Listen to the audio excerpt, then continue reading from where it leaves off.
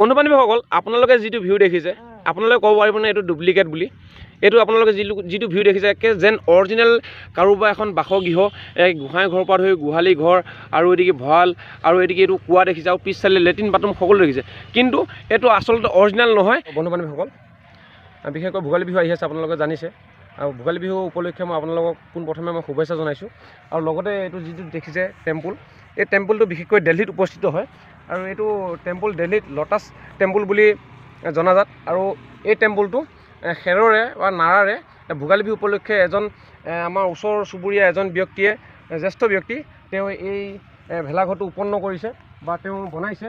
এই ভেলাঘৰটো মানে যিটো দিল্লীত যিটো আছে লটাছ টেম্পুল হয় তাৰ সৈতে চেম বনাইছে আৰু তেওঁ অকলে বনাইছে কম অৰ্থ মেক্সিমাম তেওঁ 15-20 দিনৰ ভিতৰত এইটো বনাইছে আৰু লগতে কিছুমান ইয়াত অন্যান্য ধৰণৰ কিছুমান মানে বনাইছে এইবিলাক চাওক আৰু লগতে দেখিছে আপোনালোকে পক্ষী বনাই থৈছে আৰু ইয়াৰ বাহিৰেও তেওঁ এখন মানে যিটো আমাৰ আধুনিক যুগত যিটো আমাৰ গাঁৱৰ পৰিৱেশ তেনেধৰণৰ এটা পৰিৱেশ ইয়াতে বনাই ৰাখিছে। আপোনালোকক মই দেখাবলৈ বিচাৰিম আমাৰ সহযোগী অলপ আগুৱাই অহা দেখাই দিয়া তেওঁলোকক আৰু ইয়াত মানে তেওঁ এখন গাঁৱৰ ধৰণে বা এখন গাঁও নিৰ্মাণ কৰি ৰাখিছে তেওঁ নিজৰ হাতৰ কৰ্মত বনাই ৰাখিছে মানে গোসাঁই ঘৰৰ পৰা ধৰি ভঁৰাল আৰু গৃহস্থালী গোহালি ঘৰ সকলোখিনি বনাইছে আৰু এইবিলাক চাওক আপোনালোকে এইখন এখন ধুনীয়া গাঁৱৰ পৰিৱেশত আপোনালোকে হয়তো কেমেৰাত দেখিবলৈ পাইছে যিটো দেখিছে মানে দেখিলে হয়তো সঁচা সঁচি নিচিনা লাগে কিন্তু সঁচা সঁচি হয়তো মিছা হয় কিন্তু তথাপিতো তেওঁ নিজৰ হাতৰ নিৰ্মাণ কৰি ৰাখিছে আৰু এইবিলাক চাওক কেমেৰাটো অলপ ওচৰলৈ লৈ আহা এইটো এটা গোহালি ঘৰ হয়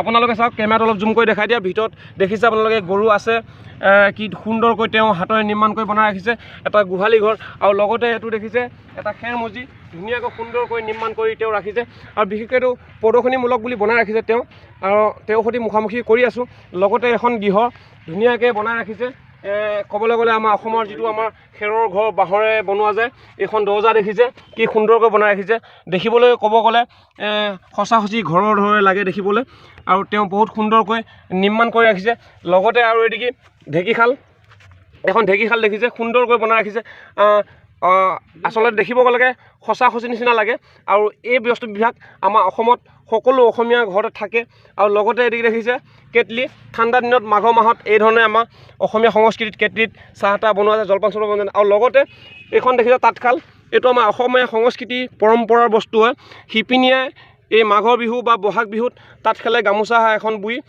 শহু শাহু বা তেওঁ নিজৰ স্বামীক দিবৰ কাৰণে আমাৰ শিপিনীয়ে বহুত সযতনে বনায় আৰু এখন তাঁতশাল তেওঁ ইমান সুন্দৰকৈ দেখিছে মোৰ হাতখন থাকি গামোচাখন সৰু ধুনীয়াকৈ বনাই ৰাখিছে আৰু লগতে আপোনালোক ভঁৰাল ঘৰ দেখাম এইটো চাওক ভঁৰাল ঘৰ দেখিবলৈ মানে সঁচা সঁচি নিচিনা লাগিছে কিন্তু ইয়াত মানে 50 কেজি ধান নধৰিব মানে সৰুকৈ তেওঁ নিৰ্মাণ কৰি ৰাখিছে বাহিৰতো চৌদিশে বা দেখাই দিয়া কি সুন্দৰকৈ বনাই ৰাখিছে আৰু লগতে এইবিলাক দেখিছে দলিমুৱা এই বস্তুটো মানে আমাৰ বিশেষকৈ যিটো পথাৰত যেতিয়া মানে মাটি শুকাই ফাটি যায় চপৰাবিলাক বা সৰিয়হ পেলাবলগীয়া সময়ত চপৰাবিলাক ভাঙাত এইটো দলিমুৱা বুলি কয় আজিকালি নতুন প্ৰজন্ম এইবিলাক বুজি নাপায় দলিমুৱা কি বুলি কয় আৰু লগতে এইখন হৈছে আমাৰ গোসাঁই ঘৰ যিটো থাপনা ভিতৰত থাপনা মই দেখাই আছোঁ আপোনালোক চাওক ভিতৰত সুন্দৰকৈ ভিতৰত থাপনা বনাই ৰাখিছে তেওঁ আৰু ইমান সুন্দৰকৈ গামোচা বনাই ৰাখিছে সৰু আৰু এইবিলাক চাওক কঠ যেনেকৈ আমাৰ নামঘৰ মন্দিৰত ভকত বহে কঠ এইবিলাক কঠ ধুনীয়াকৈ তেওঁ বনাই ৰাখিছে আৰু তেওঁ হাতৰ নিৰ্মাণ কৰি ৰাখিছে মই তেওঁৰ সৈতে মুখামুখি কৰি আপোনালোকক মই দেখাই আছোঁ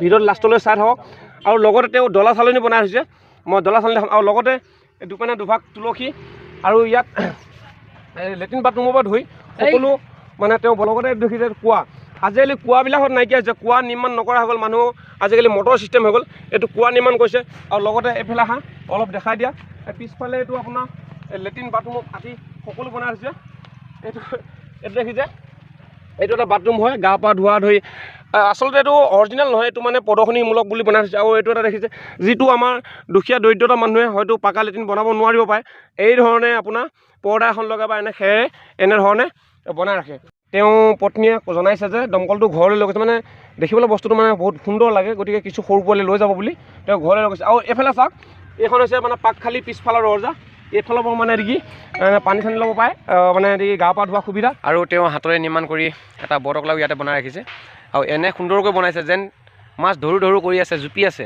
চাওক কিমান সুন্দৰকৈ তেওঁ হাতৰ কলাকাৰ বনাই ৰাখিছে আগন্তুক এনেধৰণে বনাই যাব বুলি আমি আশা কৰিছোঁ আৰু তেওঁ যোৱা বছৰো তাৰ আগৰ বছৰো ধুনীয়া ধুনীয়া কিছুমান নিৰ্মাণ কৰিছে বা প্ৰদৰ্শনীমূলক বুলি দেখাইছে আৰু আপোনালোকে ভিডিঅ'টো শ্বেয়াৰ কৰক যেন তেওঁ আৰু আগলৈ এনেকৈ আগুৱাই যাব পাৰে। কওকচোন আপুনি এই কামখিনি যে কৰিলে, যিবিলাক ইমান ধুনীয়া এখন গাঁৱৰ পৰিৱেশ কৰিলে, খুৰীৰ ওচৰলৈ আহক আপুনি। হয়তো আপুনি কওঁতে খুৰীয়েও সহযোগী কৰিছে আপোনাৰ লগত, গাঁৱৰ আমাৰ যুৱক সংঘৰ কিবা সহায় সাৰথি পাৰিছে? আচ্ছা, আপোনাৰ নামটো জনাই দিয়ক আমাৰ ভিউ চেনিয়াম নাথ আৰু তেওঁ জৰাবাৰী বাকৰি গাঁৱৰ নিবাসী। আপোনালোকেও যদি তেনেধৰণৰ কিবা গাঁৱৰ বা কিবা এনেধৰণৰ যদি পৰিৱেশ আপোনালোকে দেখাবলৈ বিচাৰে কণ্টেক্ট কৰিব, কমেণ্ট কৰিব। তেওঁ কণ্টেক্ট নম্বৰটো মই দি দিম আপোনালোকক।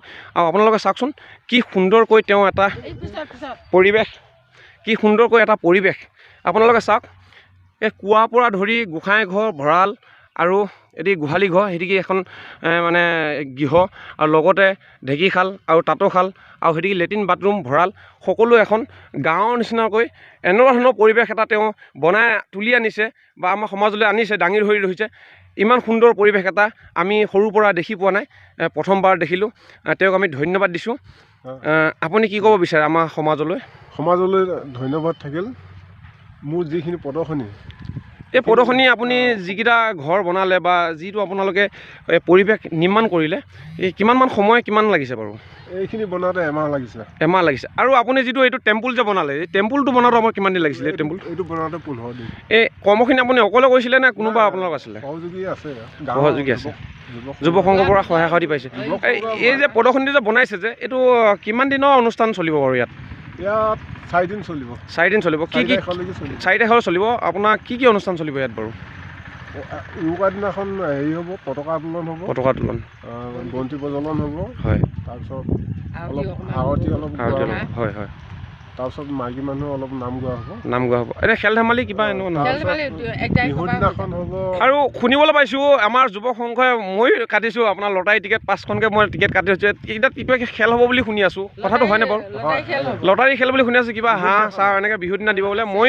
মই কাটি থৈছোঁ 5টাকৈ টিকেট মই কাটি থৈছোঁ বাৰু। ঠিক আছে, আপোনালৈ বহুত ধন্যবাদ থাকিল। আগন্তুক আপুনি আৰু অলপ আগুৱাই যাবলৈ চেষ্টা কৰক আৰু খুৰী আপুনি ছাপোৰ্ট কৰিব খুৰাক। এইজন নিবাসীয়ে বহুত চেষ্টা কৰি আছে আৰু এওঁ আগবাঢ়ি যাবৰ কাৰণে আপোনালোকে ভিডিঅ'টো আৰু আন এজনলৈ শ্বেয়াৰ কৰি দিয়ক। যিমান পাৰে শ্বেয়াৰ কৰক, তেওঁ আগবাঢ়িব পাৰিব। আৰু আপোনালোকেও যদি তেনেধৰণৰ কিবা নিৰ্মাণ কৰিব লাগে যোগাযোগ কৰক। আজিলৈ ভিডিঅ' ইমানে। জয় Assam, take care and bye bye. ধন্যবাদ।